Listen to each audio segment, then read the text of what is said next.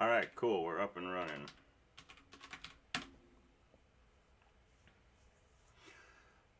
So a couple of things planned today. So I want to talk about the midterm first, both the procedural aspects and questions about what's going to be on the midterm and how it'll be structured and so on. I want to talk about PA2, PA3, and then go on to trees, time permitting. So any questions before we jump into all of this? I had a question on the GDB quiz, the last question, I think it was 10. Okay, good. How do we figure out about the unused bytes? So, let's see. Yeah, I had a question about that as well. So let's work through this one. Yeah, that one was pretty fun to find. I didn't understand the question at first. As I went through it, it got a little bit easier. Okay. So so we're working with a structure, right? Data is an array of this mystruct business, and mystruct has a bunch of fields called X, Y, Z, C1, and so on and so forth. And by using GDB, let's go ahead and hop in.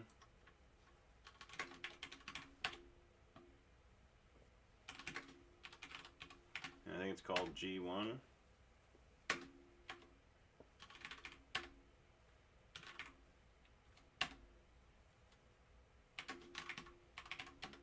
All right, so here's data bracket 0, for example.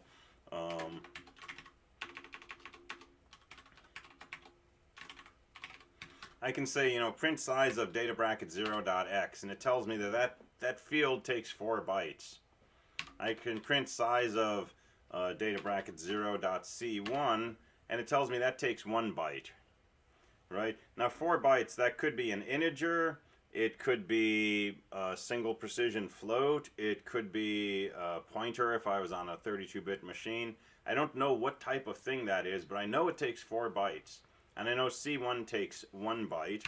And I could have done this on any of the elements because all the elements in this array are, a thing of type mystruct. But I'm just picking on 0 because, why not? So you can find the size of each of these fields by using the size of command in GDB. And then if you add up those sizes, you'll find that it doesn't take as much space as has actually been allocated for data bracket 0. Right? There's 32 bytes allocated for each element of this array, but the actual amount of space you positively need to store a mystruct is just how much space you need for each of these fields, and it's going to be smaller than 32. And so that's question 9, right? How many bytes would you require to store those fields? And it's something smaller than 32. But 32 bytes have been allocated to this structure. And so there must be unused space somewhere in those 32 bytes. And so in the case of PA1, when we had a struct mynode, we have the following setup. If you print size of mynode, you're going to find it's 16 bytes. But it contains an int and it contains a pointer. Integers take 4 bytes, pointers take 8 bytes. We could store this information in 12 bytes. But when you look at the size of a struct mynode, it actually takes 16 bytes. And what happens on this system when you compile your code and you've got a struct mynode is your integer is stored in these first 4 locations. Your next node is stored in these last 8 bytes. So this is our data. Here's our next node, and this spot is unused. So in a similar question to what's on the quiz but applied to PA1, inside a struct mynode there are 4 bytes that aren't being used, and they begin right here at this location. So if we knew the address where a particular mynode was storing, the address of the first unused location would be simply 4 bytes beyond that initial address. Now for the quiz we can do the same kind of analysis, by looking at the address of each field in, say, data bracket 0. So if we print the address of data bracket 0, that's where the data element begins. That's where the mystruct is stored. That's the address of this thing right here, the beginning of the mystruct. And if we print the address of data bracket 0.z, that's the address where the z piece is stored. It's 24 bytes beyond the beginning of data. And so for question 10, what you can do is you can make yourself a picture of a mystruct. Just like this is a picture of a mynode, draw a block for mystruct and label each of these pieces. This is, X, this is Y, this is Z, this is F1, and so on and so forth. See how many bytes each of those need by looking at the size of each of those fields. See what the address is of each of those, and you'll discover that, you've got these different fields, but you've also got some gaps. And so this question is asking you, if you look at data bracket 0, what's the address of that first unused byte? And so drawing a memory map will give you enough information for that. If you really want to work it, you can write out. I can't see what you've drawn on the right side because of the typing. I think I just drew some scribbles. So you're gonna have some fields and then some unused space and some more fields and some unused space. You want the address of where this first block of unused space begins. And so you can make this memory map. You can label the address of where data bracket 0 starts, hex 60 10 60. And if this field takes 4 bytes, then this is 60 10 64, right? And if that's X, you can label that X. And if Y is down here and it's got some address, you can label that, and so on. So make yourself a map. See how those 32 bytes are allocated. And that's really what the question is about, is looking at the structure, seeing how those 32 bytes are being used. And you'll definitely find that there's some of those 32 bytes that aren't in use. They're just there for padding. So you want to figure out the address of that first unused byte. Does that help? Yeah, that definitely cleared it up. Okay. This is like inflating the size of an integer because of the 64-bit architecture, right? Yes, exactly. Okay.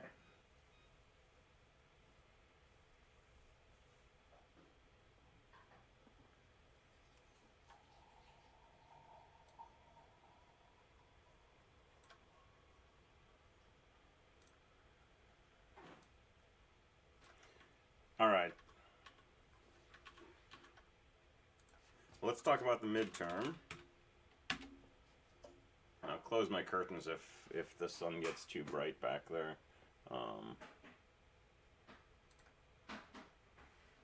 So I posted an announcement over the weekend with procedural information for the midterm.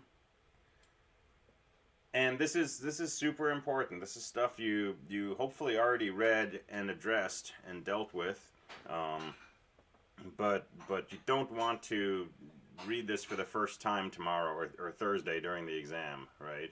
You want to figure this stuff out ahead of time. So the two main things that are discussed here are, one, you're not allowed to use electronic equipment during the exam except to look at the exam, right? Typically downloading, the PDF and viewing it in Acrobat or printing it or whatever you like. Taking your handwritten answers and turning them into a PDF, and then uploading that PDF to Canvas. And those are the only conditions where you're allowed to use electronic equipment during the exam, unless you've already talked to me and we've made other arrangements. So even though this is a remote class, right, think of the exam as being done as if you were in an in-person class. In which case, you would sit at your desk and I would hand out a stack of papers with questions on them. You would write down answers, you turn those in. So the remote version of that is you download a stack of questions, you write up the answers by hand, scan them, save them as a PDF, and then upload those. So you're not allowed to use a text editor You're not allowed to type your answers. You're not allowed to hop onto the server. You're absolutely not allowed to look up information on your phone, or communicate with other people or things like that, right? So it's basically you, set of questions, bunch of paper, a writing implement. That's how you do the exam. And then when you're ready to upload, do a scan, take a picture, do whatever it is you're going to do to turn it into a PDF and upload. You can upload multiple times during the test, and so my suggestion is, when you finish another page of answers, go ahead and scan it, add it to the end of your PDF that you're building. If you can scan into a PNG file or a JPEG or any kind of image file, you can drag and drop onto OpenOffice, Google Docs, Microsoft Word, any of those. Drop them in there for the sake of putting it in the document, and then Microsoft print to PDF, or OpenOffice export as a PDF, or Google Docs export, or turn it into a PDF like that. You are not allowed to use an electronic tablet to do this. You have to do this on paper, scan it, save it as a PDF. So no electronics. The other part of this announcement was covering notes. So you're allowed 6 pages double-sided of notes, or 12 single-sided pages. You can put whatever you want on those note sheets, but those are the only reference materials you can use during the exam. So you can't use the book, you can't use PDFs other than the exam itself, and so on and so forth. You can't look at your old code unless it's on your 6 pages of notes. So again, think of it as a classroom setting, right? Except in a classroom, you would not even be able to open a laptop because you wouldn't need to. You'd have the questions on paper. Question. Mm-hmm. Do you even want us to cut, so you're saying electronics cutting it. Does that mean I can't listen to music?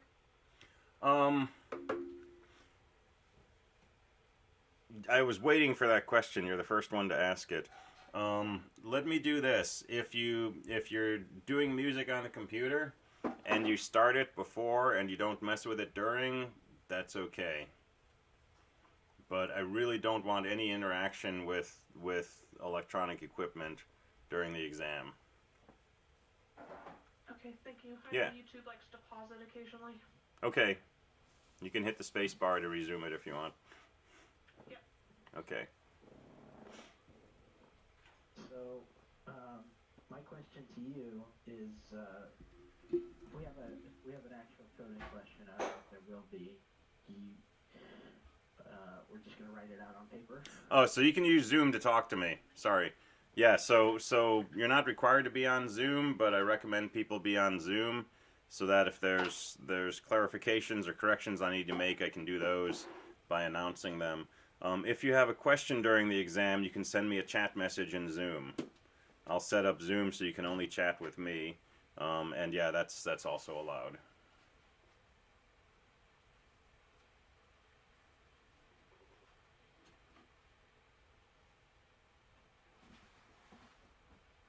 How many questions are we gonna have?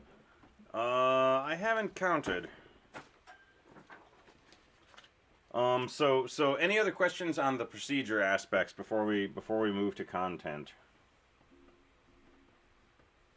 I'm not accustomed to, I don't have a scanner. I'm not accustomed to submitting documents like that. When have you found, anyone have any suggestions? What's the easiest way? Do you have a camera on your phone? Yeah. So that's one option, is to take a picture and email it to yourself, or put it in Dropbox, or get it to your computer in some way. If you have a steady hand, you can, if you have a laptop with a built-in cam, you can sometimes use that to get a snap.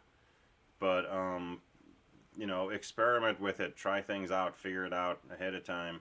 I think I said this in the last class, but Simple Scanner is a good one to use. You can Okay. actually scan each page to its own folder and then email a whole PDF to yourself. Cool. Yeah, that's what I was more concerned about. I can take a picture, but Okay. that into a PDF is a whole other thing, and so that I think hopefully that should fix it. Thank you. Okay, cool.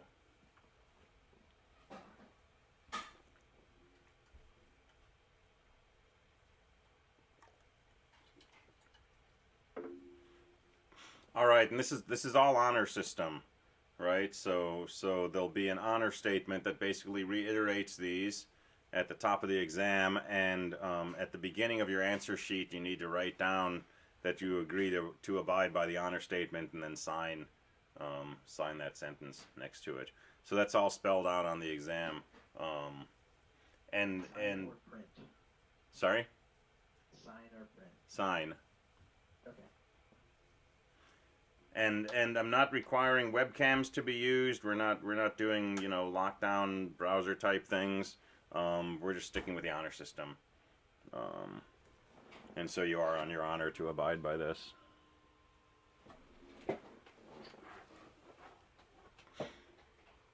All right, so content-wise, what can you expect? So let's talk about topics.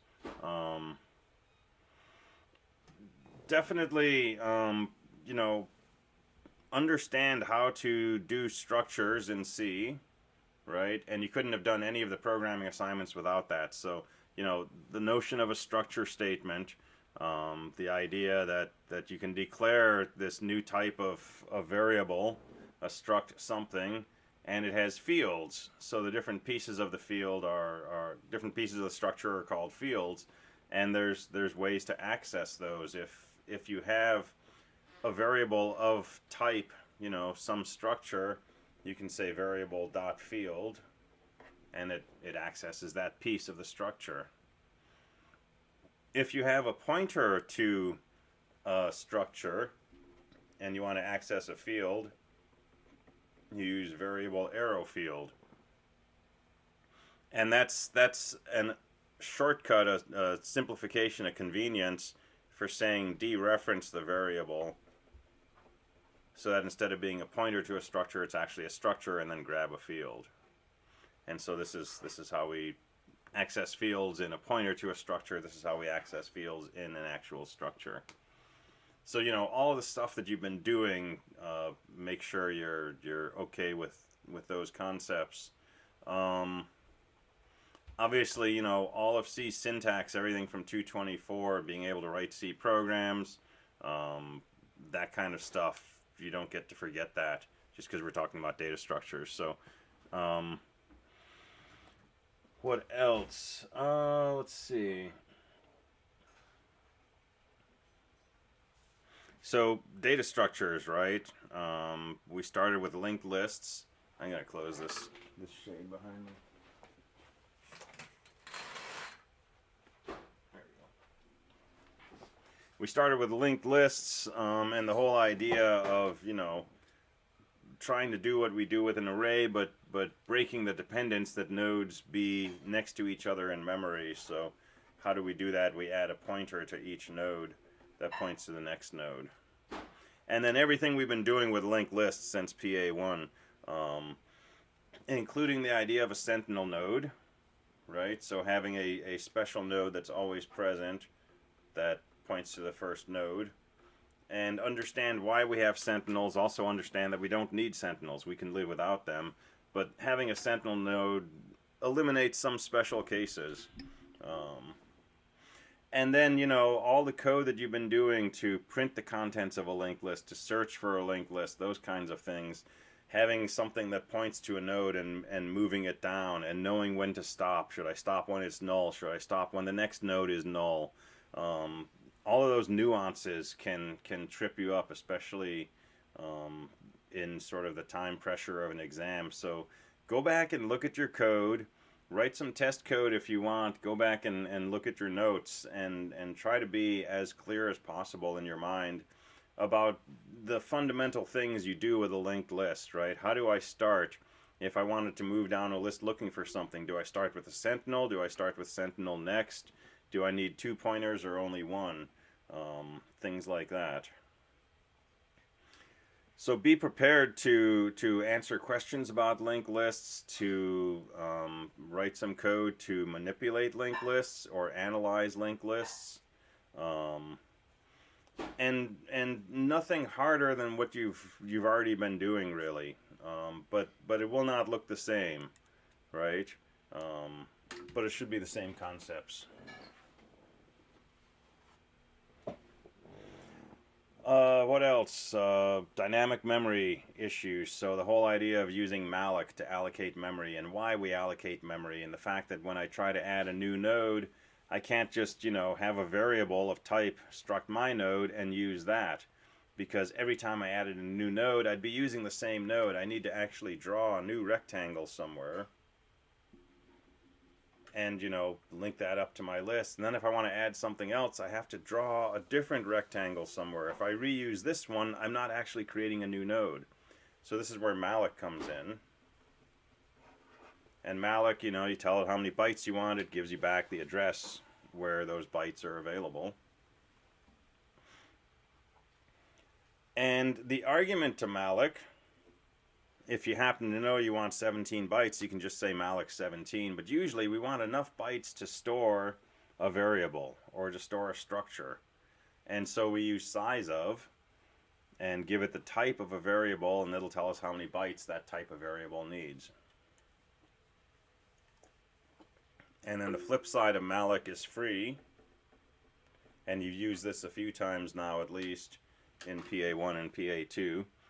And free is, how you release the memory that was allocated with malloc. You should know about valgrind, right? You've been using this to catch memory leaks. And you should know about GDB. You should know basic GDB commands, how to compile with a -G switch to add GDB support, how to run a program through GDB by saying GDB program name, how to start, how to set breakpoints, how to set watch points, how to continue, how to print memory, and so on and so forth. So basic GDB operations. You should know about makefiles. So you've been doing makefiles on your PA, so what constitutes a good makefile? How do you set up a makefile so it only compiles things that need to be compiled? Why do we have a clean option? What should a clean option look like? What should it do? And so on.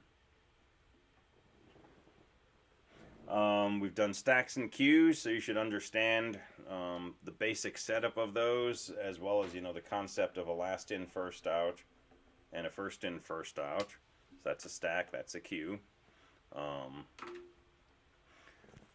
And the ways that we implement these. So PA2, you implemented these with linked lists, so that should be pretty familiar. But we can also implement these with arrays. For a LIFO or a stack, we have an array and we need a variable. We call it a stack pointer that basically points to the top of the stack or near the top of the stack and tells us where we should push things, where we should pop things in the stack. For a FIFO, we have 2 pointers because a FIFO you put in at one end and you remove from the other. So we usually have a pair of pointers, a head and a tail. And with FIFOs implemented as arrays, we get into this idea of a circular buffer, where when you get to the end of your array, you kind of roll back over to the beginning. And so we talked about that in terms of implementation. So all that stuff about stacks and queues.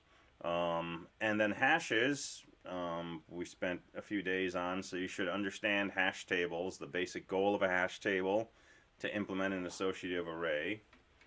And the essential setup is, you want a hash, you want something like this. Thank you. You want to store some data in this associative array. So we make a plain old array, just indexed by integers. We take the key, we run it through a hash function, and it tells us where in this plain old array we should store our data. So the hash function is kind of a go-between, I want to think that my array is indexed with these strings, for example, and it's actually indexed with integers, but I change my string into an integer. That tells me where my data is stored. So we just need to know this basic setup for the hash function. We don't need to know a hash function yet, right? We haven't really gone into that. We've talked about some sample hash functions, but I'm not going to ask you to dream up a hash function on the test. But if I give you a hash function and I ask you where would this data key pair be stored, you should run the key through the hash function and figure that out. Okay. And then the beauty of all this disappears when we have two different keys that hash to the same location, because then we have a collision. And so most of the work in dealing with hash tables has to do with collision management. And there's two ways to deal with collisions. The first is to use chaining. That's what we're going to do in PA3. And in chaining, instead of storing the data here, we just have a sentinel node, and it points to a linked list. And all our data key pairs that mapped to this location are somewhere in this linked list. And so that's a pretty straightforward algorithm. And the basic idea is, you know, if we just had one big long linked list and you wanted to find a key data pair in there, well, you start at the beginning, you search each node. It's a really long process. If we take those linked lists and we break them into, say, 1,000 smaller linked lists, our linked lists are really short now. They're 1,000th the size of what they were. Searching a list shouldn't take that long. But if we don't do something else, how do we know which list our key data pair is located in? And so we'd have to end up checking each list. So the hash function tells us which list our key data pair should be in. It takes our key and it says, oh, if that's anywhere, it's in list 3. And so now we just check that one list. If we don't find it, we can say confidently this key is not stored in the table. But the more complicated situation is when this is chaining. The more complicated approach is called probing. And so with probing,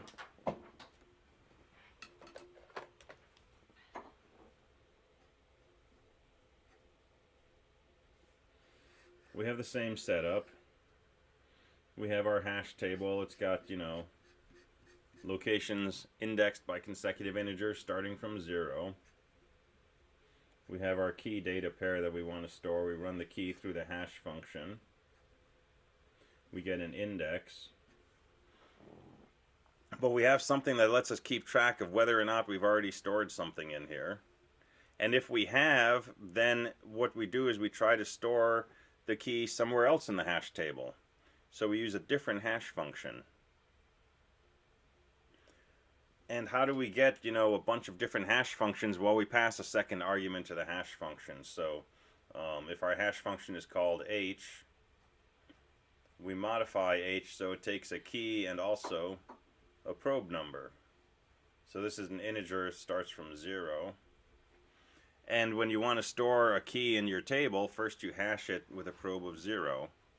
And it gives you a location, and if that location's free, bingo, you store your key there and you're done.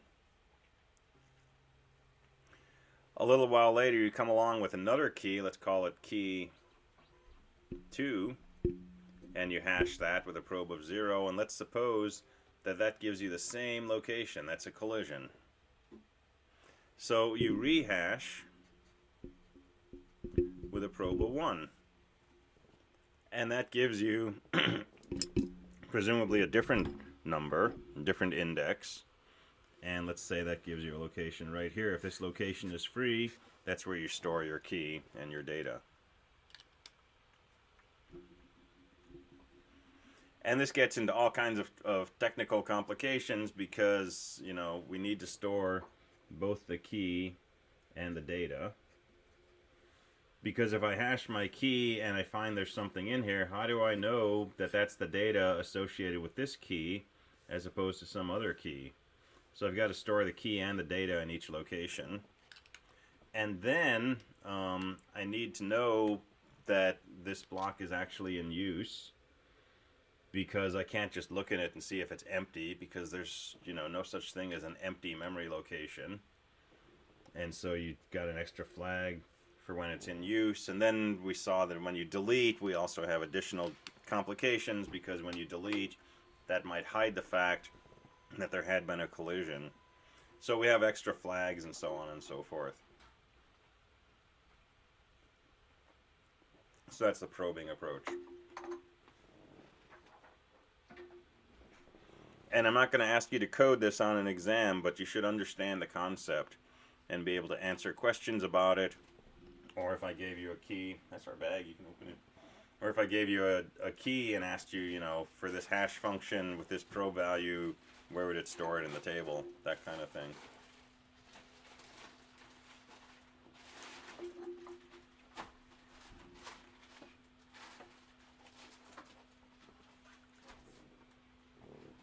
So again, with the probe value, it just links it to a different hash function, right? Effectively, I mean, it's one function, so you don't actually call a different function in C, but the effect is that, you know, when the probe value is 0, a key will go to something. If the probe value is 1, the key will go somewhere else. So it's kind of like, you know, having an infinite number of hash functions available, even though it's one C function, but the value of this changes what it does.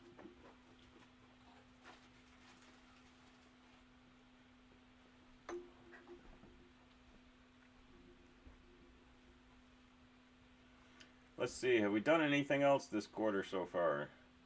Hashes, collisions, probes.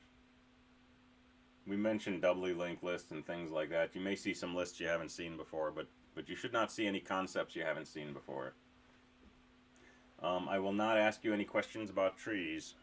We've started talking about trees, but those will be after the exam. So no tree questions. And no recursion questions for the midterm.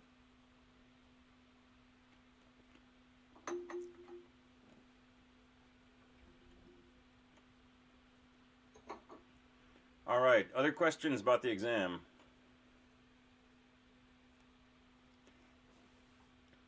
So it starts at 1 o'clock tomorrow, Thursday, the regular class time, 1 o'clock on Thursday. It's 55 minutes. So you have to upload your PDF by 1:55. If you have an extended time allowance, just upload it, you know, before your extended time allowance is up. There's no countdown on Canvas. The exam does not automatically close. I will give you, you know, a time warning a few minutes before 1:55. But you want to keep track of your time. Try to work quickly and pace yourself. Then we'll still have instruction after that. And yeah, we'll continue talking about trees after that. So we'll do a 5-minute break after the exam, and then we got another, you know, 70 minutes we can use. So we'll use that to keep talking about trees or other questions.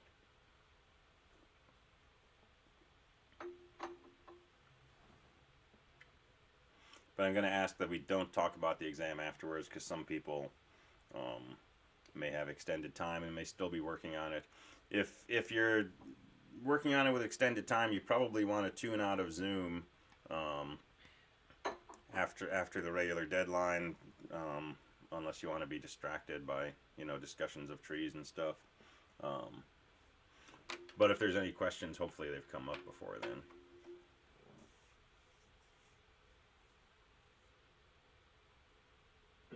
Minutes should be plenty enough time for it, right? I hope so.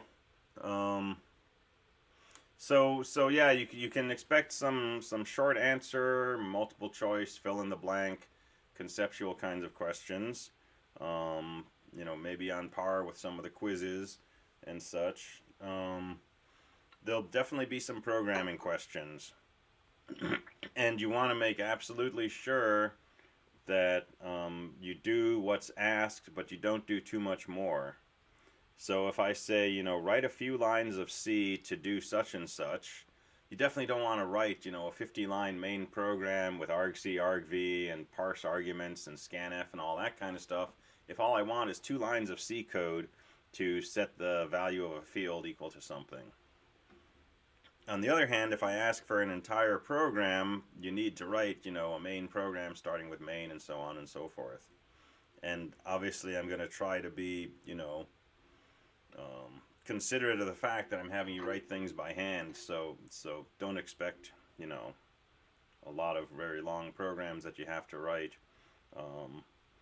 But, similar to things you've done in PA1 and PA2, but in some ways different.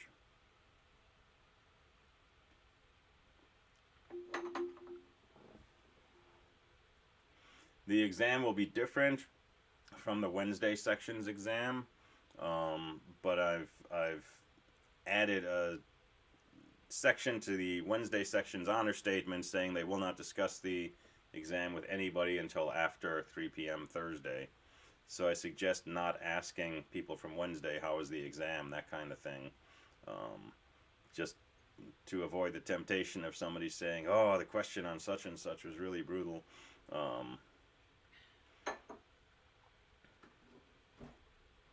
Hopefully we don't have to say that, though. Hopefully not.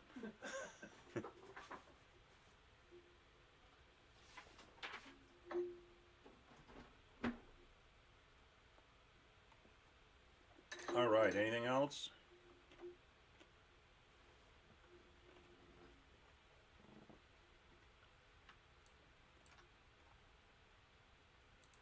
All right, let's talk about PA2. So PA2 is graded and turned back.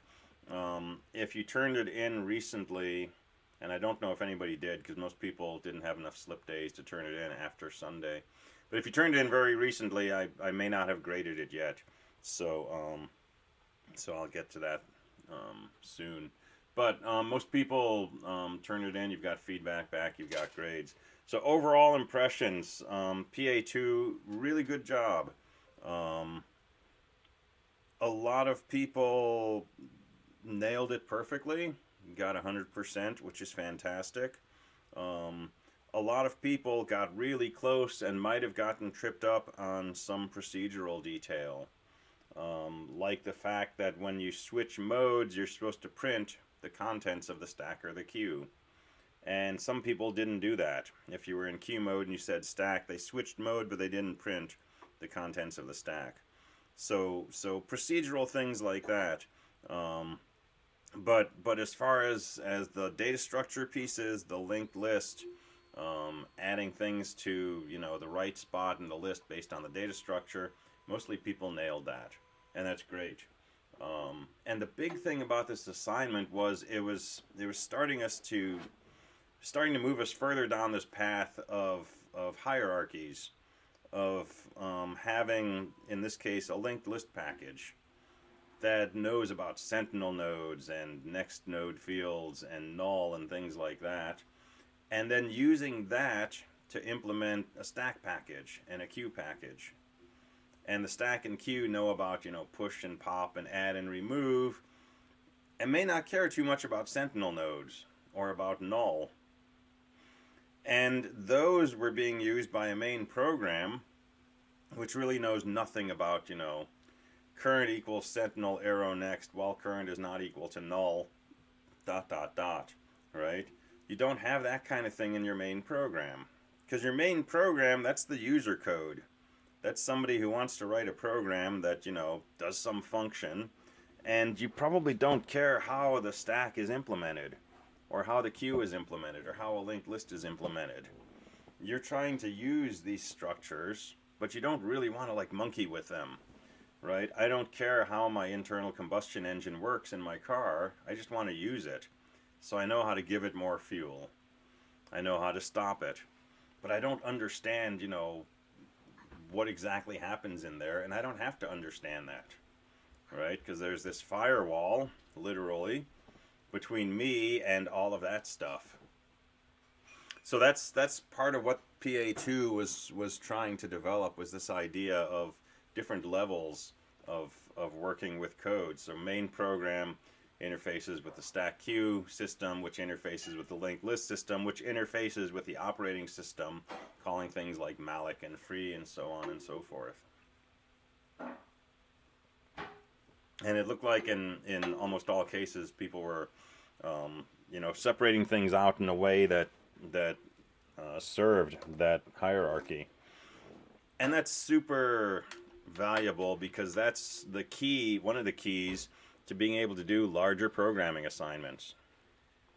If you're trying to write a video game and you want to, keep track of all the locations of the different enemies that have spawned, you might use a linked list, right? When you're writing that game, you don't want to start thinking about sentinel nodes and, node equals node arrow next node and all of that stuff, right? You would use a linked list package. And you'd hopefully have a linked list package that can have, a list where the nodes are enemies instead of integers, or food pellets, or spells, or something like that. And so this is something that, we encounter again and again when we do larger programming. And throughout this course, we're going to keep working to develop that, and then that's going to play really nicely into 223 in spring when we're working with objects in Java, because that really is the right way, in some sense, to have this hierarchy, to have these abstract data types that we work with through a very well-defined interface. So your effort on PA2 was well spent. If you have questions about it, if you couldn't get something to work, if you were tripped up by freeing memory or something like that, or you didn't get it finished and didn't turn it in, you want to figure out what happened, right? Definitely come and talk to me. Come by office hours or ask in class, and let's go through your code and let's figure out what's going on there. And we're going to keep building on linked lists in PA3, and so that this will all be time that's well spent. I was pretty confused that, for whatever reason, you had some problem with negative numbers on mine. So I saw this in several people's main programs, actually, where this business of telling whether the person has typed in, a letter command or an integer, and the cleanest way to make that discrimination is to use scanf and try to parse the user's input as an integer. So take the integer, run it through scanf, see if scanf returns 1. And if it does, you got an int. If it doesn't, you don't have an int. And if you don't have an int, then you can go ahead and look at, say, the first character and see if it's a P or an S or a Q or an X, right? But what some people did, and you might have done this, was first they looked at the first character and they checked to see if it was between the ASCII code of 0 and 9. And if it was, then they assumed it was an integer. And so that's kind of a barehanded version of parsing. And that works for non-negative numbers, but not negatives. But that's what scanf does, right? So imagine trying to do that if the person was typing in real numbers, because real numbers could look, like 2.3 or negative 2.3 or 0.3 or 0.3 or negative 0.3, and there's all these different options.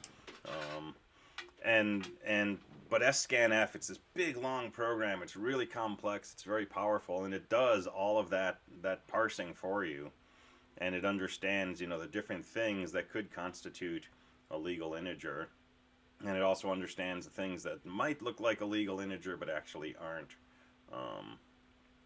So definitely feel free to lean on that function because it's a real powerhouse. Yeah, when I was doing mine, I tried so many different things for like hours, and then I went back and I looked at that lecture that you did where you wrote that, where you spelled that out. I guess I forgot about it. Oh, okay. Saved me so much time, but yeah. Very Cool. useful. Yeah, the more something like that happens, the less time it takes in the future, and eventually it'll be one of the first things you think of when you see the word parse or integer is like, oh, can I use scanf here somehow? So yeah, that gets better.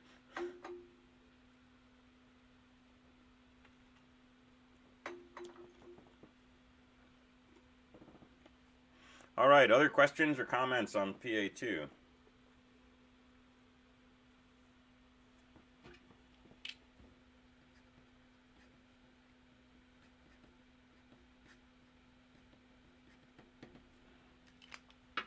All right, let's go on to PA3. So PA3 posted over the weekend, and it's due a week from Friday. So when it posted, you had almost 2 weeks to work on it. You've got, still well over a week to work on this. Not quite 2 weeks at this point. And PA3 gives you a chance to play with hash tables. And hash tables are something that you're bound to encounter in other courses down the road. And understanding them theoretically is good, but understanding them to a level and in a way where you can write code to implement a hash table and use it, that's usually a much deeper understanding. And so after this assignment, you should have a pretty solid understanding of what hash tables are about and all of their details and nuances and such. So let me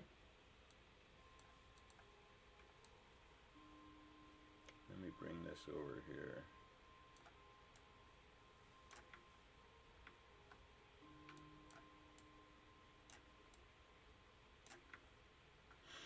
All right. And this is version 2 of the assignment, so I added some additional information to version 1 based on some Discord chatter. So if you already downloaded this and it doesn't say version 2, download it again. And you should have gotten an announcement from Canvas when I reposted this yesterday, telling you that it changed. So this is a 6-page write-up with a lot of detail in it. So I'd like to go through this a few different ways. I'd like to give you a very, very high-level overview of what the goal is here. And then I want to show you what the program looks like in action, the program you're going to write. And then I want to start digging into the details, which is most of what this is. So very high-level view. You're building a database program, basically. And this is a database of license plate information. So it's got 3 pieces of information in it. It's got a license plate, which is really just a character string.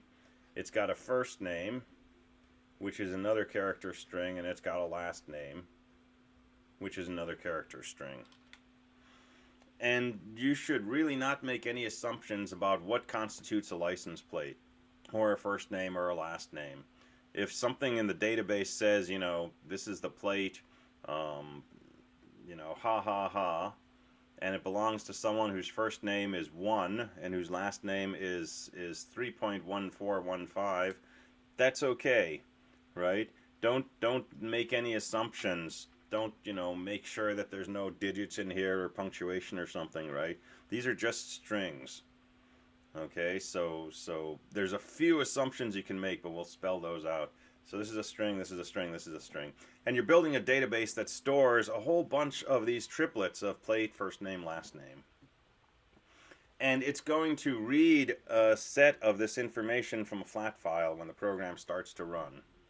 It's going to be given the name of a flat file that contains just, plate, first name, last name, plate, first name, last name, row after row after row. Your program's going to read this information from the file and it's going to store it in memory. How is it going to store it in memory? It's going to use a hash table. That's the whole name of the game. So you're going to construct a hash table in memory that stores all of the license plate information that it reads from the flat file. And then after it's done that, it'll close the flat file. It's done with that.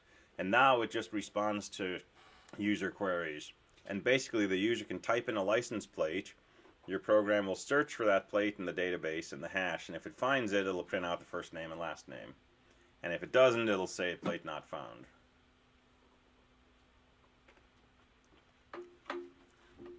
And that's pretty much the whole program.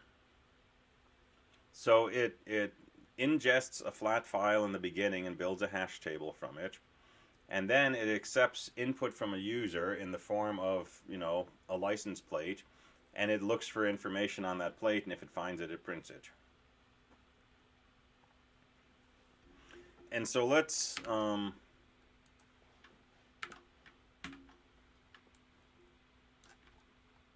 the sample program.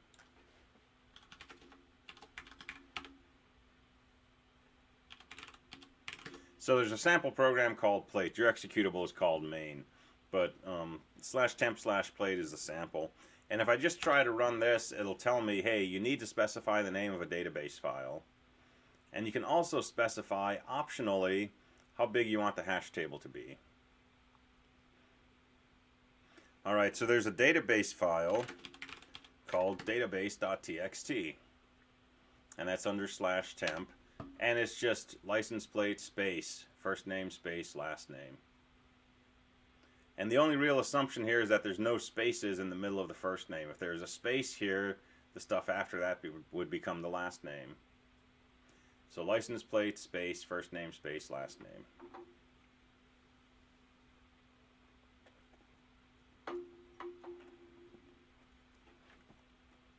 Alright, first thing your program's going to do is read this file. How do you read this? I recommend scanf, scanf. And so there's this additional information in here which says you can assume that the plate, first name, and last name each have a maximum length of 256 characters for the sake of reading them in.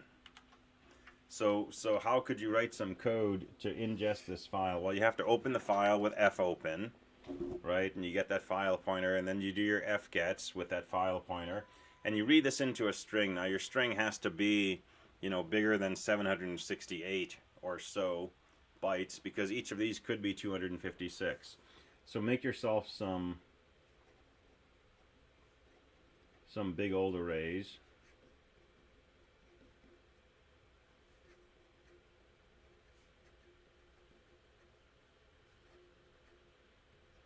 If they're going to have 256 characters, you need these to be at least 257 bytes, because we need to store a null terminator at the end.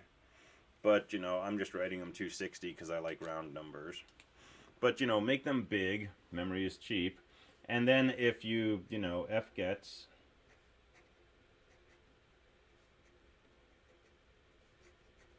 from your file pointer, now you can use an scanf.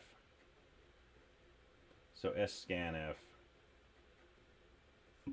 and use the pattern %s, %s, %s, with spaces in between.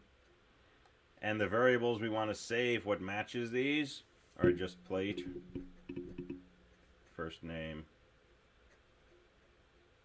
and last name. By using the scanf, I'm using that format, it should take the first name and just remove the space, right? There won't be any space in these. So the spaces will separate what it considers as the plate from the first name and the last name. So if you use this exact pattern and buffer was equal to exactly this, then plate would be NWL-535, first name would be Doratha, and last name would be whatever that is. Some of these are randomly generated. So, are all the names and plates going to be separated by any lines in the database? Yeah, so if you do your fgets, that'll read everything up to a new line. So the first time you call fgets, this whole thing will be what's in your input buffer. And you use scanf to break it into 3 fields. And then when you say fgets again, you'll pull in this entire second line, and your scanf will give you 3 new values for plate, first name, and last name, and so on. And then when you get to the end of your input, when you try to fgets and there's nothing left, fgets will return a null. So the usual way, I don't know if we did this last time or not, but the usual way is, something like while fgets of this stuff is not equal to null. And so if it manages to read something in, this will not be null, and you can go ahead and scan your buffer and then add it to your hash and so on. When you've reached the end of your input, fgets will return null. You'll come out of here. At that point, you can close your input file. And then go on with, get input from the user, look for a plate, print out information.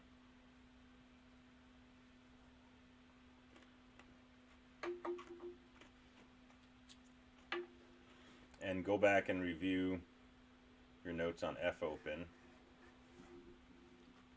And that's how you get this file pointer that you want to read from. So fp in equals fopen. It's basically file name and then a second argument, which can be an R inside double quotes. So you can always, you can always go to the man page. So fopen takes a path, which is, the name of the file in double quotes.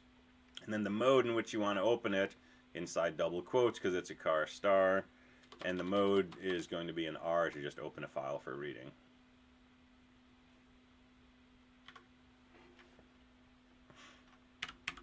Alright, so you try to run the plate program, it says, hey, you got to use a database, so specify a database. If it's a bogus file, it'll tell you can't open that file, right? And when you call fopen, if fpn is not a valid file pointer, it'll be negative, I believe, and that'll tell you that you couldn't open the file. So let's open this with /temp/database.txt. Okay, at this point, it has opened the file, read each line, parsed it out into fields, used those fields to add the information to the hash table, gone through the entire file, reached the end of the file, closed the file, and now it says enter command or plate. Right? That should all happen silently. When you're debugging, you can print out messages, processing input, plate equals that, and all this kind of stuff. But when you're using this as an end user or a teacher, right, I want to run my command, all I want to see is enter command or plate. And I can put in a license plate. Let's do BSA-810.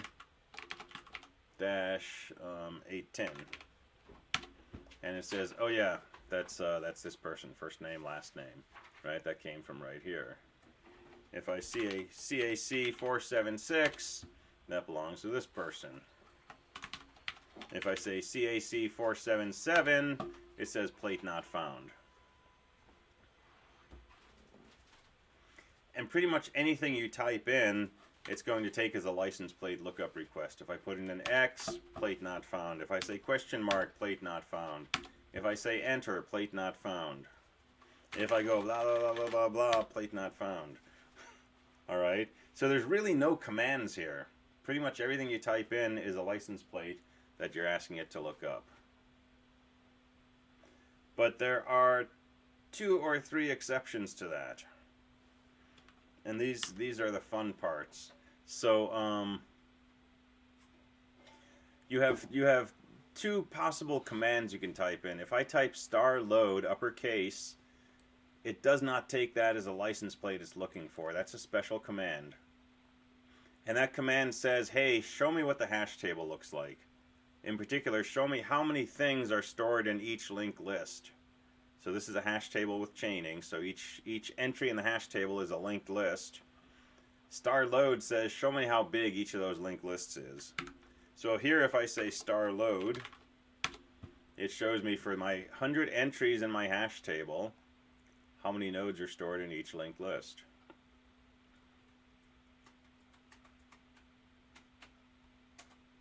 And it's got to be that command. If I say *load, it's looking for a license plate not found. If I *load D, it's looking for a license plate not found. So this is like, something a hacker would put into a system, a special license plate you look for that actually triggers some sort of, super secret code. In this case, it's a way to see what the load is on each entry in the hash table. Now there's 1,000 license plates in that database, and by default my hash table has 100 cells to it. So on average you'd expect, 10 license plates per linked list. But sometimes, the linked list has 14, sometimes it has 6. I'm going to do Control D to exit, that's how you tell fgets end a file. So if I run this and I say I want to use 1,000 elements in my hash table, and now I look at the load is generally lower. A lot of these lists are empty, some of them have a single node in them. Some of them have more. There's one with 2, here's one with 3.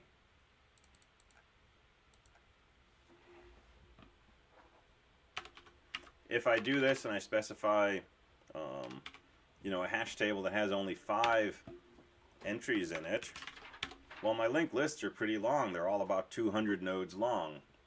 I've got 1,000 license plates. I've only got 5 entries in my linked list. So, you know, these are pretty lengthy lists.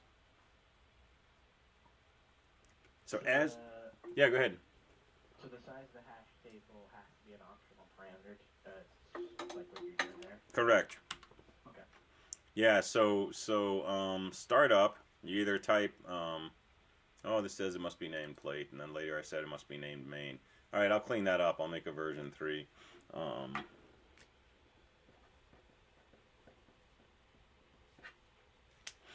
All right, so you can either type your program followed by a database name, or your program, a database name, and a hash table size.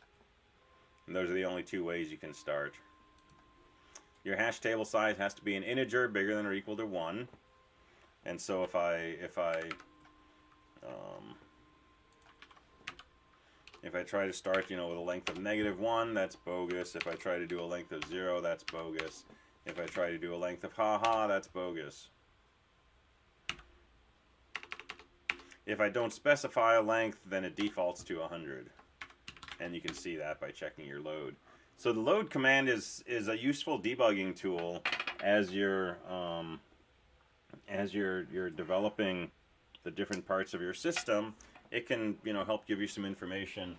And in particular, you can, if you're implementing the exact hash function from the assignment, and you run your program on the same, you know, /temp/database txt, and you look at load, you should see exactly this output. There's no randomness anywhere. So when you're getting closer to where you're ready to sign off and say, okay, I'm ready to turn this in, you can do some acid checks like this. And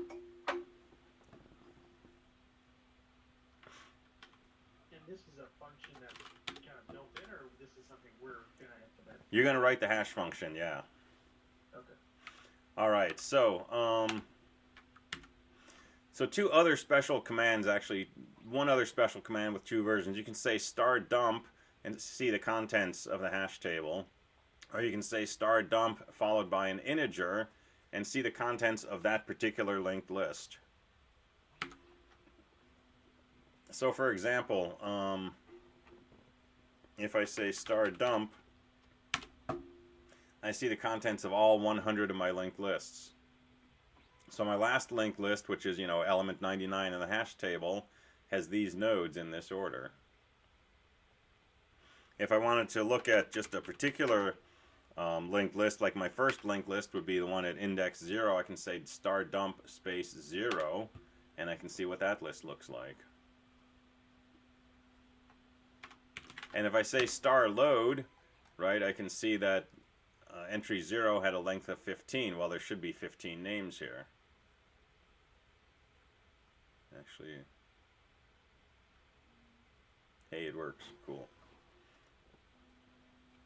So these commands are ways to look at your internal data structure and get some information about it. Yeah, go ahead.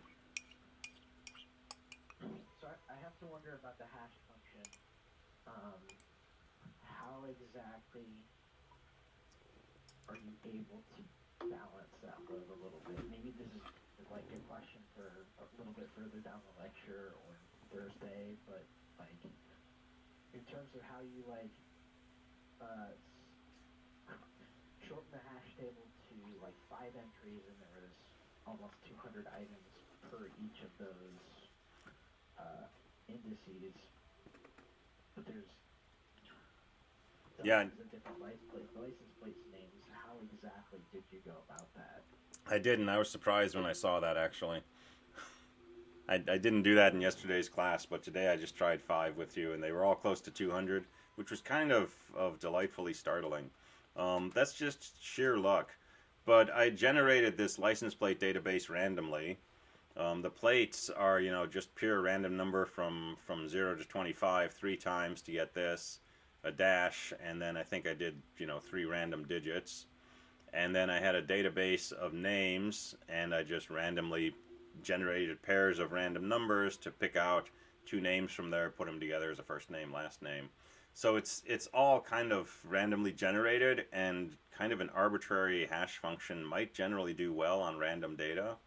I don't know if that's a theorem or not, but it seemed like it sort of worked. But I know it's not a great function, because if I do, well, 1,000 entries, right? Every cell should be filled if this was a perfect hash, and I've got a lot of zeros in here, and I've got some 4s and 3s, and the middle index range seems to be more populated than the end, and I don't know why that is.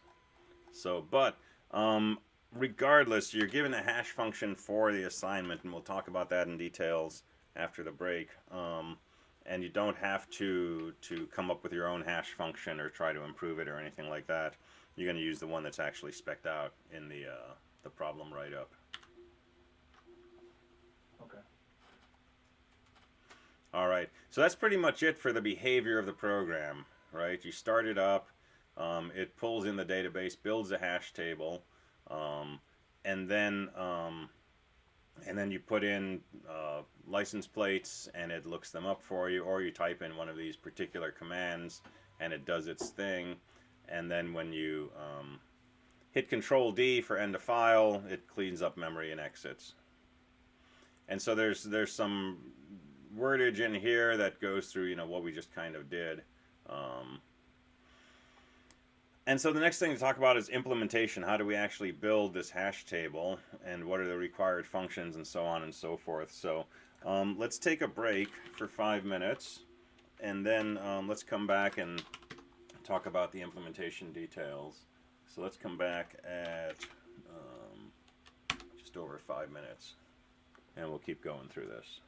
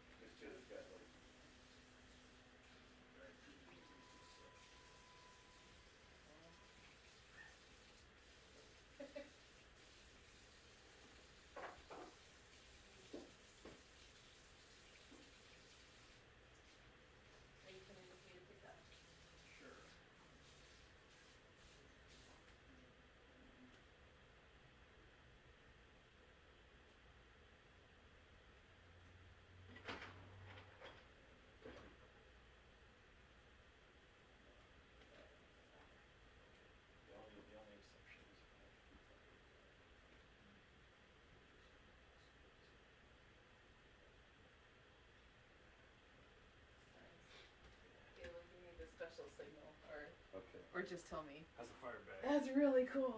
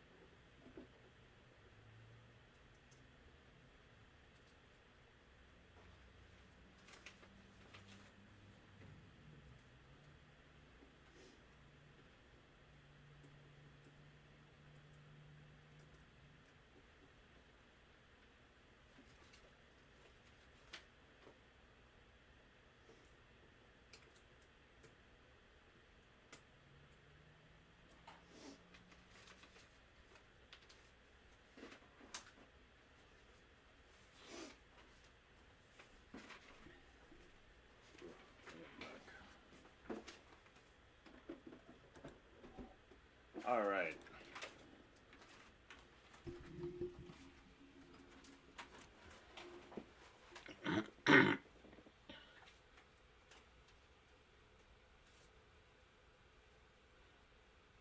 Oh wow, that's a cool idea.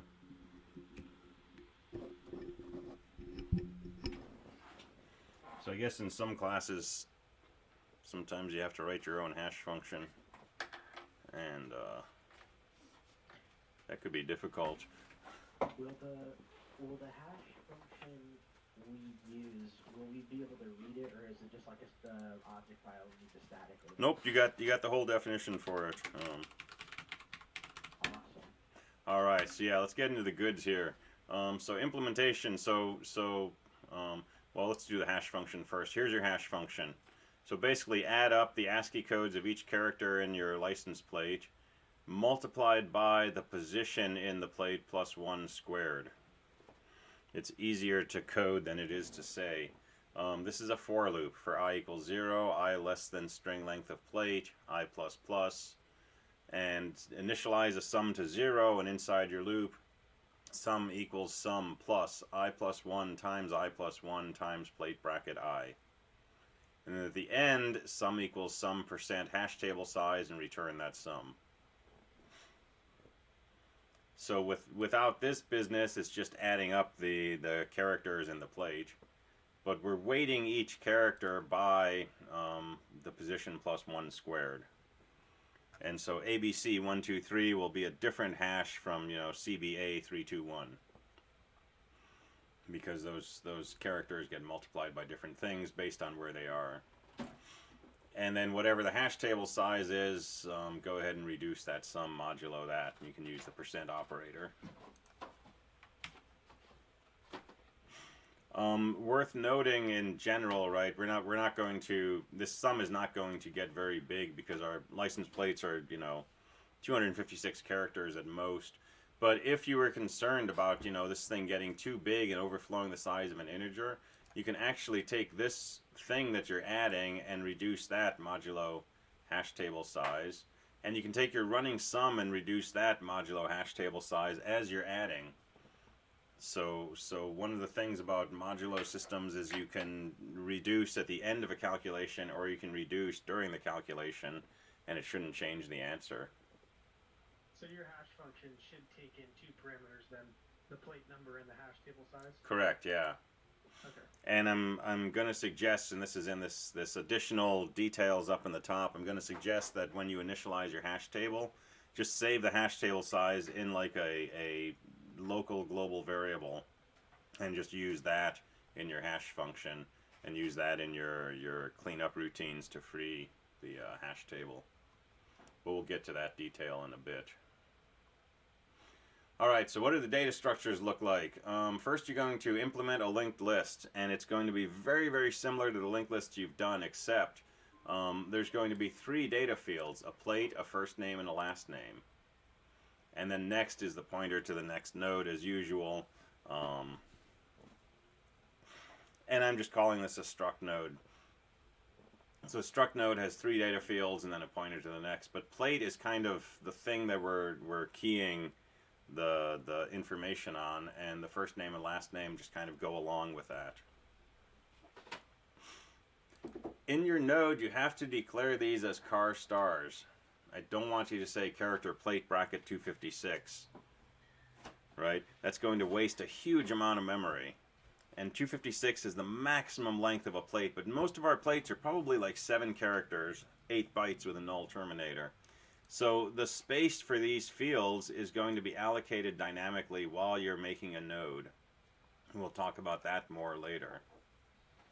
Alright, so this is what the nodes of the linked list look like. Your linked list should include a sentinel node.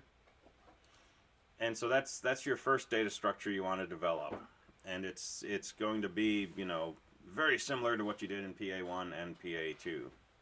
So that I don't expect is going to take a whole lot of time, other than, you know, maybe this business of dynamic allocation for strings. Alright, the second structure is you're going to make a hash table, and a hash table is an array. So we keep drawing, you know, this picture of hash table, and it's a rectangle with a bunch of lines and maybe some numbers and brackets over here. Right? It's an array. The question is, what kinds of things are in this array? Is it an array of ints? Is it an array of characters? And so on. It's an array of sentinel nodes. And so what is a sentinel node? It's a pointer to a struct node. So you want an array of struct node stars. That's how you define pointer to a struct node. So I'm going to suggest you use a typedef here. If in the beginning of your program, after you define a struct node, the next thing you say is typedef struct node star hash entry, then this symbol hash entry becomes a new type, and it's actually a type struct node star. And now if you, it's also a sentinel node, right? Pointer to a struct node. So now if you look at your hash table, each of these things in here is a hash entry. Now, if I knew I wanted an array of 100 hash entries, I could say the following: hash entry, hash table, bracket 100.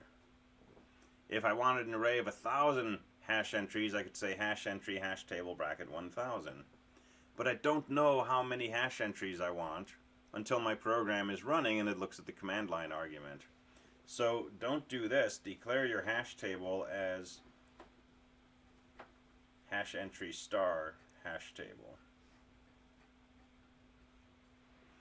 Should we malloc that? And then you're going to have to malloc this. So Okay. this says hash table is an array of hash entries, but it doesn't have any memory yet. It doesn't have any place to store those hash entries. So then you're going to do hash table equals malloc.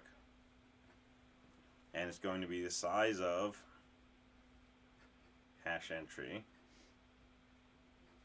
times however many hash entries you want in your array.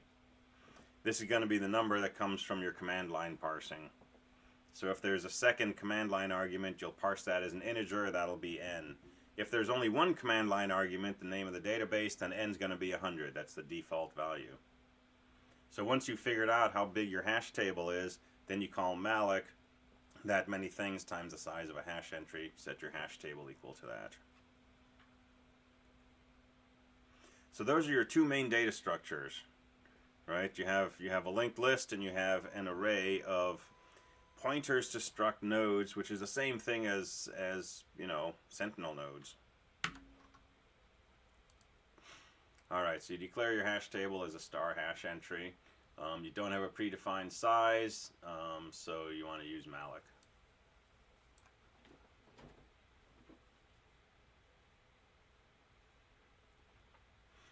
and when you're done, when your program exits, you need to free all memory, and the memory you need to free is the memory from the linked lists and the memory from the hash table that you're malloking right in the beginning. Alright, so there's the hash function, and you're welcome to start with a simpler hash function if you want. This is a good opportunity to change the problem, to say, I'm just going to make a hash table of 10 entries, and my hash function is just going to use the first character modulo 10. And that's a totally different thing from what's being asked for here, but it's a lot simpler to work with. And it lets you concentrate on other parts of the problem without maybe getting bogged down in this business and so on and so forth. And it's a simpler function that you can take a key, ABC, what's the ASCII code for A? 65. That should hash to a 5. And so if you try to add a license plate ABC123, you can go in GDB, you can check the 5th element of this hash table and see if that linked list contains ABC123. So, you're welcome to do whatever you want on this until, you turn something in on Canvas and the deadline passes, and then that's the one that should follow all of this. Alright, so wrap up here. The structure for your linked list nodes is described as above. Your hash table should be an array of pointers to sentinel nodes. Total of hash table size pointers, each initialized to a different sentinel node of an empty linked list. So before you start adding anything to your hash table, you want to take each of these struct node stars and point them to a sentinel node. How do you do that? Well, you're going to call the init function from your linked list code.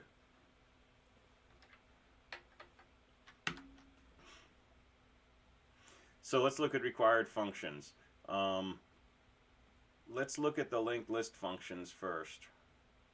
So list init, that's just your init from PA1. It's your init from PA2 for stacks and for queues, your stack init, your queue init.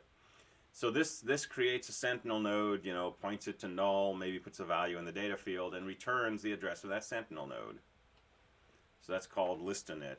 But what you're going to do with that is, if this is your hash table, somewhere after you've done this malloc, you're going to want to do effectively this hash table bracket 0 equals list init. Hash table bracket 1 equals list init, and so on.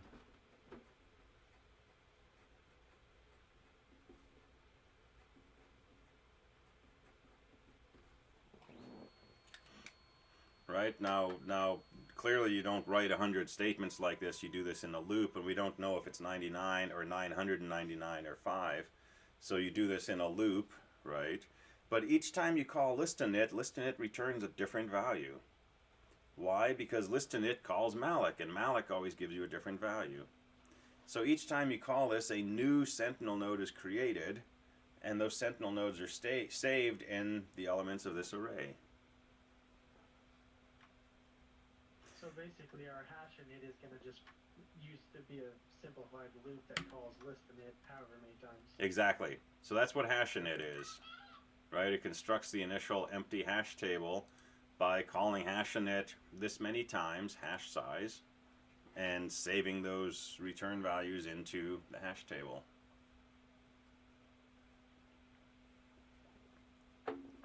All right. The hash size is useful when you try to free and when you want to look at cells and so on and so forth. So this other amendment I made in the beginning here for version 2 is I recommend in your hash init you save that hash size argument as a global variable, right? But don't make it global in main. If you make it global in main, then everybody who wants to use your package has to declare a global variable with the right name, and that's not feasible, right? So inside whatever file you're putting your hash functions in, you can declare a global variable at the top of that file, and it'll be global to everything in that file, but invisible to any other functions outside of that file, such as the main program. And that makes life a little easier, because then you don't have to pass that size around and so on and so forth. And this is a nod to the fact that we're using C and not something object-oriented. If we were doing something object-oriented, we wouldn't need to do that. So we'll come back and look at this in 10 or 12 weeks and see how to do this the more right way. But for now, just save this in a global variable. All right, so hash init initializes the entire hash table. And then we can say hash add, and we pass the hash table to it, the thing we're trying to add to, and then 3 strings, the plate, the first name, and the last name. And this should add that information associated with this plate to the hash table. So take the plate, run it through your hash function, get an integer, use that integer as an index into hash table. That's a sentinel node. And that's a sentinel node which points to a linked list. So in that linked list, you want to make a new node containing the plate, the first name, and the last name. Let's not worry about how that gets added to the list, but that's the goal, right? You want to make a new node, add it to the list associated with whatever this plate indexed to. Hash find is pretty similar. We're going to pass a hash table and a plate, and we're saying, hey, you know, take the plate, run it through the hash function, get an index, there's a linked list. Search that linked list and that linked list only for the license plate. If you don't find it, just return a 0 from the function. If not found, return 0. But if you do find the plate, well, in that node of the linked list, there's also a first name and a last name. Copy those into these 2 variables, first and last, and then return a 1 from the function. So if found, load the matching first and last name into first and last and return a 1.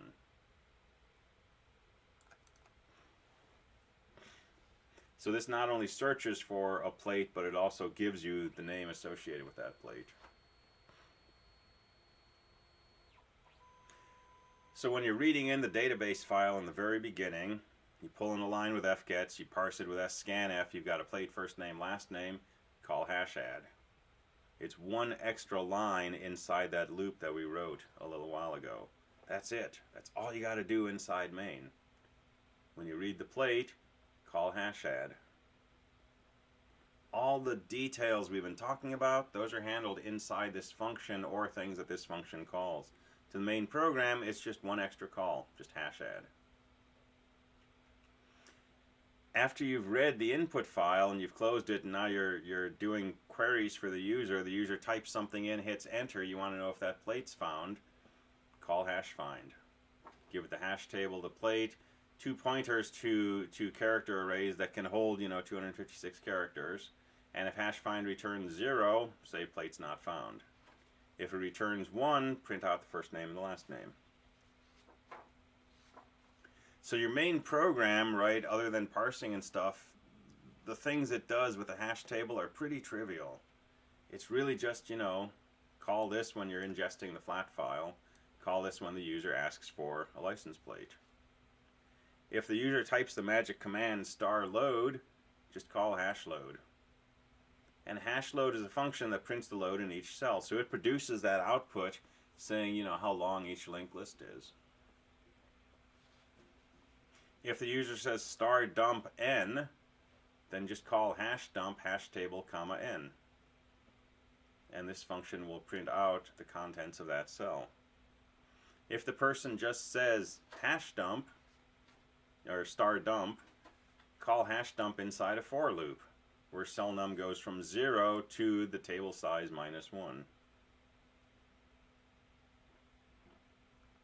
So the feeling when you're doing this should be your main program is not really doing any of the gory work involved with hashes or linked lists. And it's definitely not doing mallocs and things like that. Right? It's just calling functions. So for the hash dump, basically you just want to search, so use the search one that you've already written, the find, and if it finds it and returns a 0 or whatever, then you would use that to print out the contents of the cell. Hash dump is going to be pretty close to your print, actually. Okay. Because if you say hash dump some cell number, well, that cell number says, you know, I want to see what's in this linked list right here, well, just go to hash table bracket that. That's a sentinel node, so call the print function for that sentinel node. Gotcha. Okay. You'll have to modify it, but you know, it's part of the list Are we- package. Are we allowed to reuse code from previous assignments here? Absolutely. Definitely. Hash dump is not exactly order n squared, but it's like order n for the big N, you know, for the whole hash table size. Because if you just want to dump everything and you call this in a loop, each time you dump this, it's order the length of that linked list. And if you've got 1,000 nodes scattered amongst various linked lists, yeah, this will take 1,000 operations, more or less.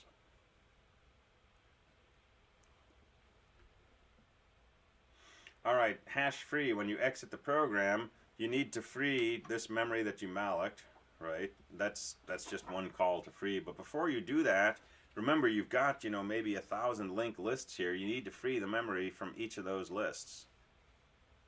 How do you do that? For each one, just call the free function for the linked list package. So if I look at hash table bracket 0, that is a linked list. I can pass that to my list free function, my cleanup function from PA1, and it should free all the memory associated with that list. So do that in a loop from 0 up to hash size -1, and you're done. And then, you know, do your last free on the array itself, because that was allocated dynamically. So really, really lean heavily on this separation. If you start with main, imagine that you have all of these functions already available to you and use them, right? Don't be traversing lists inside main, right? That's the job of these list functions. Don't be traversing lists inside your hash code. That's the job of the list functions. All right, so what are the list functions? List a nit, make an empty sentinel node, return its address. That's exactly like a nit from PA1. All right, list add data to the beginning of a list. Here's a plate, first name, last name. There's the sentinel node for the list.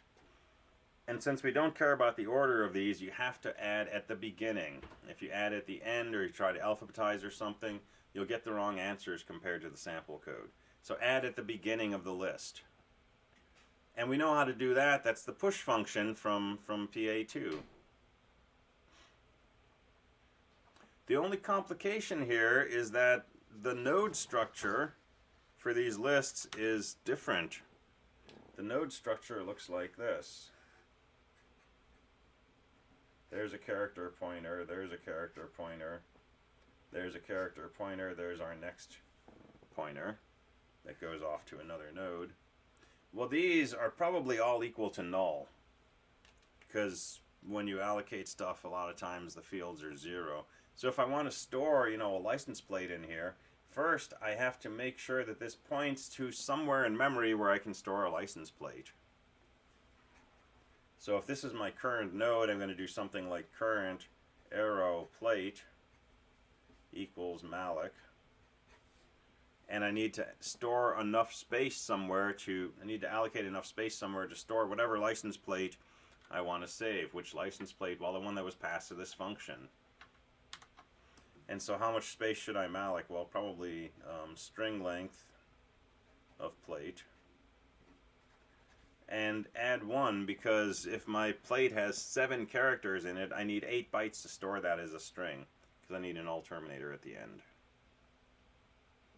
This is super duper critical. If you forget that, it will fail 1 out of every 16 times, but it won't fail right away. It'll set up something that'll mess up later. So, you know, you have to allocate memory for these things, and then copy. Use string copy. Don't use equals. But copy, you know, the plate first name and last name into these memory blocks you've allocated. And then, you know, have this next equal sentinel next, have sentinel next equal this node. Same as the regular push function. And that's your whole add function. List find is very much like search. If you didn't pay attention to things being ordered in PA1, which I didn't, in the sample code, You just start at the sentinel, you keep moving and compare this field to the plate you're looking for.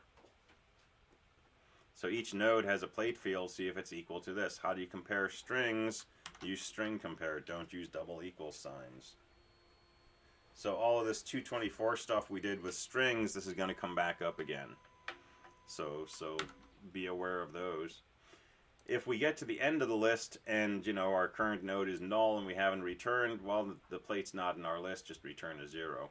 But if your node's plate matches this, then we found the plate we're looking for.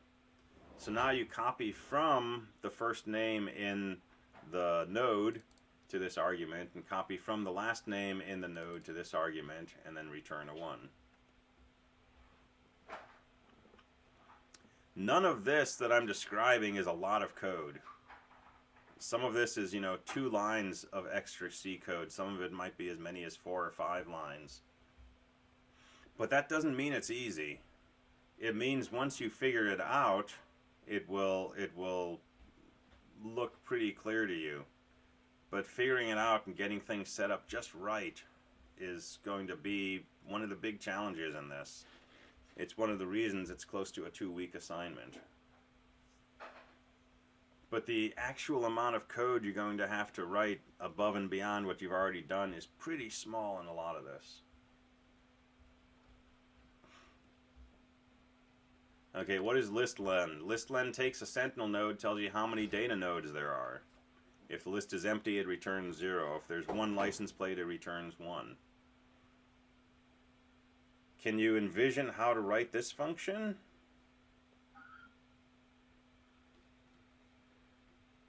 Because it's similar to some other functions you've written. You would still need to walk or traverse the list. You still need to walk down the list. And then you would just get some kind of a counter, some kind of a counter. Perfect. So initialize a counter to 0, and, you know, take the code from your print function, for example, which walks down the list starting with the first data node. But each time that you say print, instead of printing, just increment your counter. And when you get to the end and you're ready to return, just return your counter. So it moves down the list. It doesn't do anything with the data, but it notes, you know, here's another node. Are we still gonna, because it's only gonna count up to the last node, right? It's not gonna actually count the last node. That should count the last node too, just like your print function prints the last node. Oh, okay, I guess. Yeah. Alright, list print is your print function, but, you know, there's very specific details on formatting and how I want information to appear and so on. And then there's list free, which is like your cleanup from PA1, but you have to do all memory. And remember, when you're making nodes, you're not just allocating space for this struct node, but you also have to allocate space for each of these character strings. And so when I want to free this node, first I have to free these 3 fields, and then I can free the whole node. Well, that frees 1 node, but for a list I have to free the entire list of nodes. Well, that's what you've done in your cleanup function. So one way to do this is in your cleanup function, instead of calling free, call super free. And super free, you know, frees these 3 fields and then calls plain old free on the whole node. And again, you know, you're welcome to do this in any order that you like. And freeing has a lot of technical details. And if you don't implement this node correctly and you spend a lot of time writing your free function, and then you decide you have to change this node, your free function's probably going to have to be changed. So you might want to push off this cleanup business until later, until you've got more experience working with whatever your structures look like. And when you get closer to the end of this, then trying to turn your cleanup into a list free for this is probably going to be easier.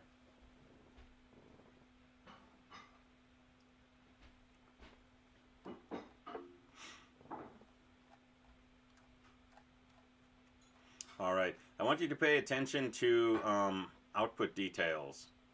Right, so if the person types in a plate, you should print first name, colon, the plate. New line, last name, colon, plate. Right, I do not want to see just first name, space, last name.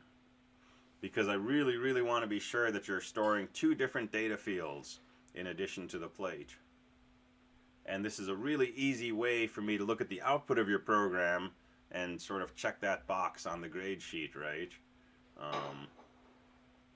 When they say star load, I want to see, you know, an ordered list of you know, each entry in your hash table followed by length equals and then the length.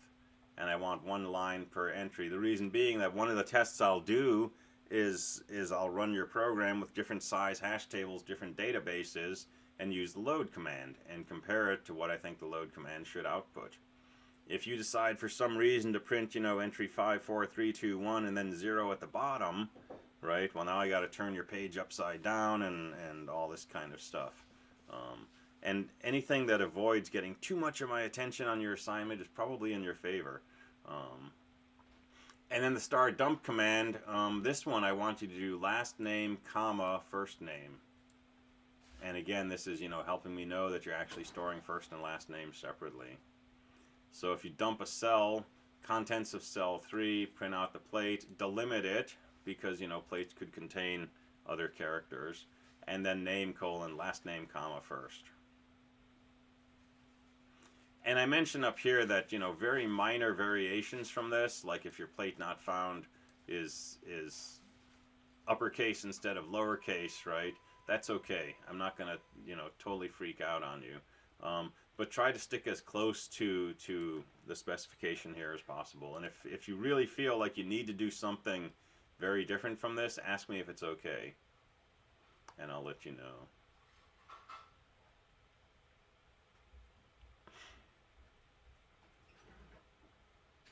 All right, good so far? We're going to dig a lot further into this.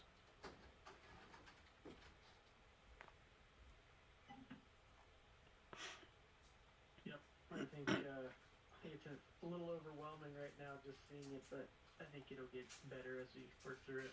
Okay, cool. There's a lot of pieces here, and what I want to do, I'm going to talk about general suggestions, and I want to start thinking about how we make this less overwhelming.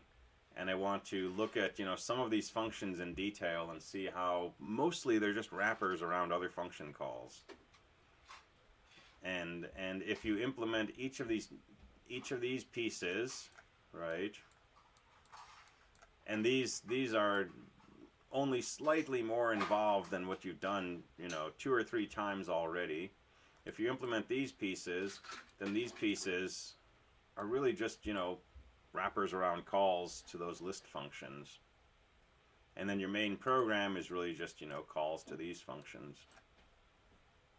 So let's look at general suggestions, right? Key suggestions, start early. I always say this. There's a reason, right? There are so many things going on here, and if you just kind of sat down and decided, you know, this is due tomorrow, I'm just going to spend the next 12 hours writing this, it's going to be a headache. It's not going to be fun. And it may not be successful. It's really important to think about this, but don't start coding right away, right? Look through the spec, write down on paper, you know, what the functions are, what they're going to do, draw some pictures, go through it on paper. Imagine, you know, getting a plate and a first name and a last name. How should my data structures change, right? Draw a small hash table with, you know, 5 entries in it, and a sentinel node, and hash a key, a plate, maybe with a simpler hash function, and draw a rectangle and point to it from the right sentinel node, right? Well, that's what your hash add function does. And get some practice, you know, with on paper how you want these functions to change what's in memory. And you'll start seeing patterns, like, you know, over and over again, I find a sentinel node, and then I make a new box, and I copy the names into the box, and I have the new box point where the sentinel points, and I have the sentinel point to the new box. And when you see things that you're doing again and again and again, those are probably things that are going to go into separate functions. In this case, that's the list add function. So really work with this and think about it and try to get sort of a big picture view of what's going on. So do some planning, right? Think about what the structures look like, how they interact, how the functions interact with one another, and so on and so forth. And then, you know, the hash is the main thing that's different in here. So write a hash function. You can try sample code, or if you want, you know, you can code up the real hash function. And if you want to know if it's working, well, you know, go ahead and run your program. Pick a hash table size like 1,000, because that's part of the hash function, and do a dump. And, you know, this license plate is sitting in cell 993. That means if I put this into my hash function, my function should return 993. If it doesn't, there's a problem. Hash is going to be a separate function altogether. Hash is a separate function, yeah. Okay, I just wanted to be clear about that. Yep, and it's something that takes a string of characters and returns an int.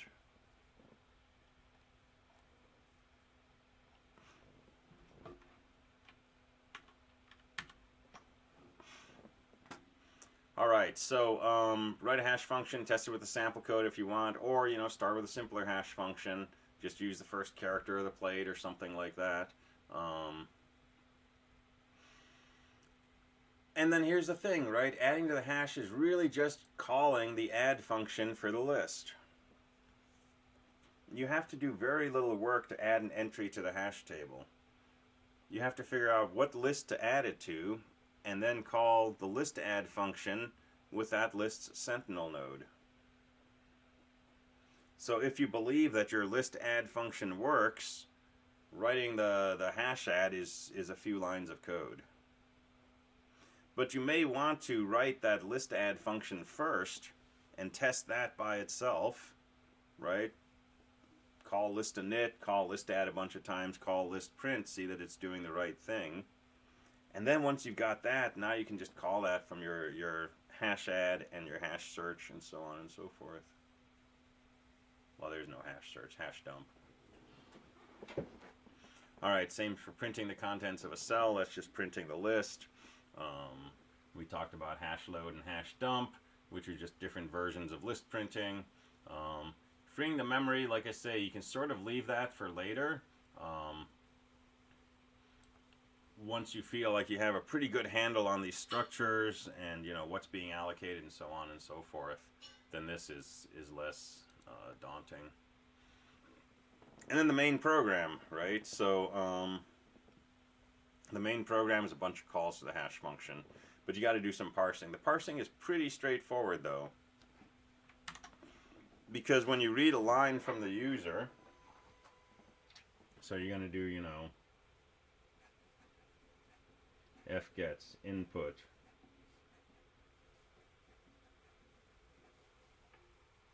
right, so this reads a line of input from the user up to and including a new line. So if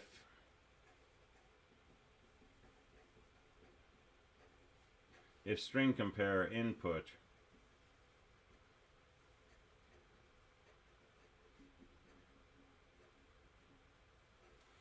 with star load \n, if that's equal to 0, that's your star load command. Right? If the person types star LOAD and hits enter, then input will be equal to star load \n. And you can use string compare to see if that's what the person typed. You can do if 0 equals string compare input star dump \n. That's the star dump command. So dump all cells. If 1 equals scanf input quote star dump %d %s address n comma extra,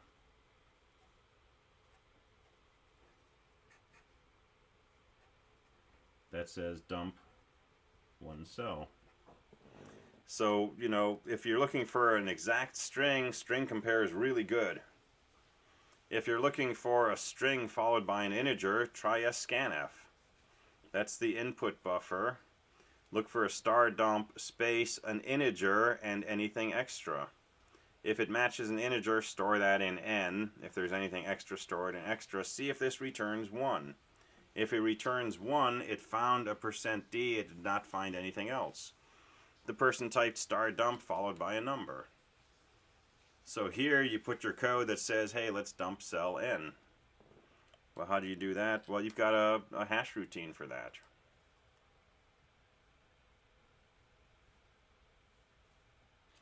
If it's none of these, you're doing a plate lookup. And the license plate is, input. Remember, it's got a new line at the end. So maybe you want to chop that new line off right after you do fgets and then just look for those things. So the parsing is different from what we've done before, but it's the same types of operations. Either you're looking for an exact string or looking for, a pattern followed by an integer. And if it doesn't match any of these, you have to assume it's a license plate. And so run through your code that calls, the search function.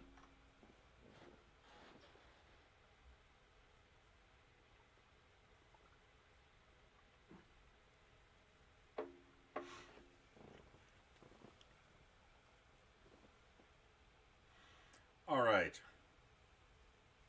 So the usual comments apply, right? You can develop this in whatever way you like. Some people like starting with the main program. Some people like starting with the lowest level details. So they want to make, their list code and exercise that. Some people want to start with the hash code because that's kind of the newest piece. And maybe it's more comfortable once you've got some of this stuff written. It's up to you, right? You should be discovering what sort of style feels best for you as we go through these assignments. For me, I would probably, start to write some of these functions because it would be new to me and I'd be wondering if I could do it or not. But I can't really test these until I have these because these are being used by the hash functions. So I might, start writing some of these and they'd call functions that don't exist yet. But, I'd do the first few of these, or maybe I'd do like an add and I'd do a dump. And then I'd go ahead and I'd start writing some of these. And then I would not write a main program that does, what PA3 does. I'd write a main program that basically calls list init, calls list add a few times, and then calls list print. And then I'd write my list len function and I add a call to that in my main program and make sure the length is correct. And then I'd write list find and I'd add a few list find calls to my main program and see if it's still doing the right thing. And, I probably wouldn't even worry about list free at that point because frees are kind of yucky to me. So, I would pick and choose based on, what I feel like doing, what kind of music I'm listening to, what kind of food I have, I don't know.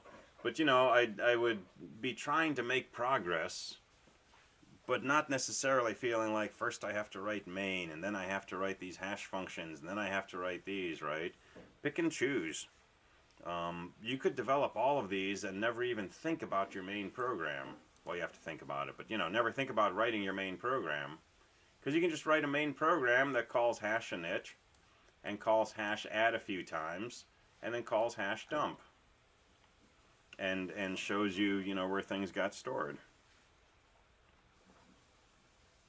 So it's totally your choice, but you lose all of that flexibility if you start, 2 days before the submission deadline. Because then you just have to kind of get everything done all at once. And that's usually when students are having the least fun with programming assignments, is when you don't have the time to sort of like, organize it and structure it the way you want and so on and so forth. Alright, so submission, make your file called pa3.tar, uploaded to Canvas by the deadline. The tar file should have all of the source files that you need to make the executable. If you have a hash.c and a list.c and a main.c and an extra.c, make sure all of those are in your tar file. Make sure any include files you create are in your tar file, and also include your well-written make file. This should say that it's going to make a file named plate, not main, so I will change that to say plate and re-upload this. put those in the tar file. And again, you know, anytime you're doing something like this, before you finish submitting, download the tar file, untar it in an empty directory, and say make, and make sure you've got all the stuff you need to make the executable, and then run your executable and make sure it works on some test cases.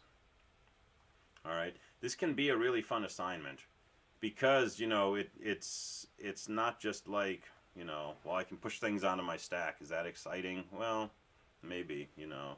But this actually does something, you know, that someone might arguably want done who's not a computer scientist, which is, you know, look up license plates, store license plate information. And it's a big program, right? In the sense that there's a lot of different moving pieces to this. And it's fun to get big stuff working. But you got to leave yourself time to think about it and to, you know, try some things and maybe back up and try in a different direction and so on.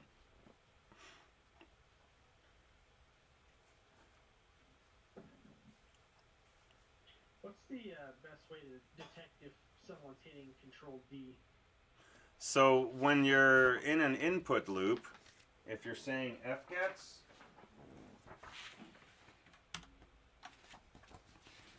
let me see what I got here.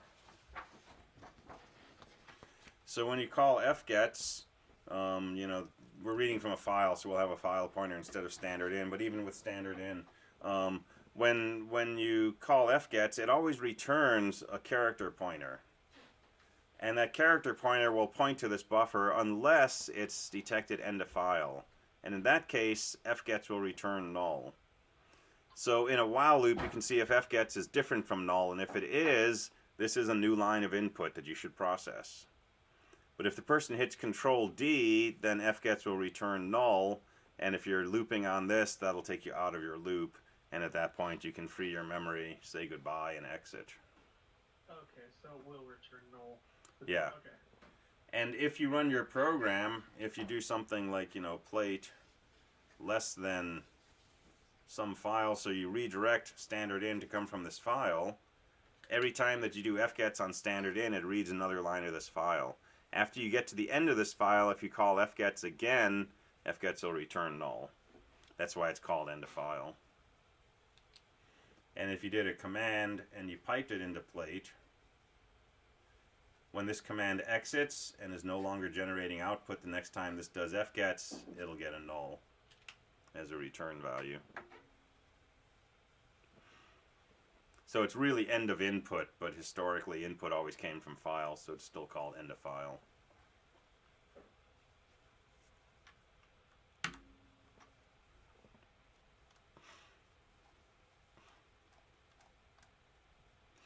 All right, so hopefully that's enough to get pretty far on this. Certainly enough to get started, hopefully.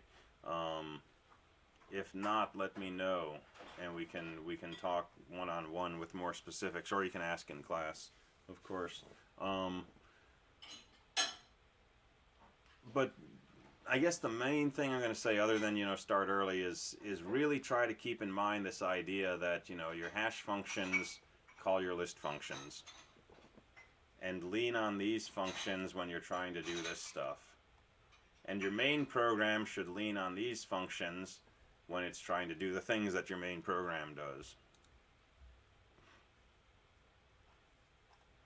And the worst possible way to do this is in your main program, if the person says star dump, to start going through the array element by element and looking at the sentinel node and setting a temporary pointer and all that kind of stuff inside main, right? Because then you're just, you know, you're recreating the wheel every time that you want to go somewhere, right? Well, invent the wheel once, you know, make 4 of them, put them on a car, and then when you want to go somewhere, just hop in the car.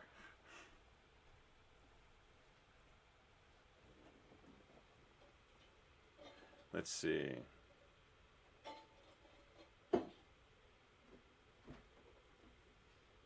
Alright, cool. Yeah, I like with the data structure first, so I can have this generalized code that can work with anything, then create some main program using that code. Yeah, that's cool, definitely. Are we manually entering in new license plates, first and last name in the program? No, so your program is explicitly reading from a flat file. So when you run the program, you're going to give it a name of a database file, a flat file, right? And that's got to be specified. If it's not, that's an error. Print it out and exit. And your program, your main program, will open this file and read plate first name, last name from the file. But, you know, if you wanted, you could certainly have your main program ask the user, while you're developing it, right? You could write a main program that asks the user for a plate first name, last name, lets you type those in, and then adds those to the hash and so on. But for the submission of PA3, you're reading from a flat file.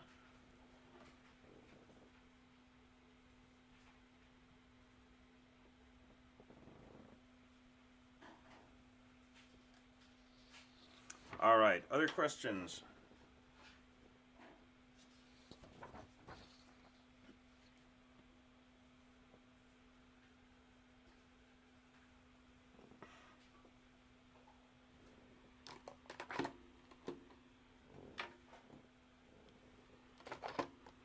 All right, well, I think yesterday I finished like 5 minutes before the end of the class, and I'll tell you what I told them. I want to go on from here to talking more about trees, but we've just, you know, spent an hour plus talking about PA3, and you're thinking about midterms and so on and so forth. So I don't think it's productive at this point to spend an extra 5 minutes talking about trees on top of all that other stuff. So I'm going to let you out 5 minutes early today. If you have questions, come by office hours. Otherwise, have a good afternoon. I will see you next time, and definitely 1 o'clock on Thursday for the midterm exam. All right, have a good one. Thank you, everybody. Thank you. Thank you. Have a good day. Thanks, you too.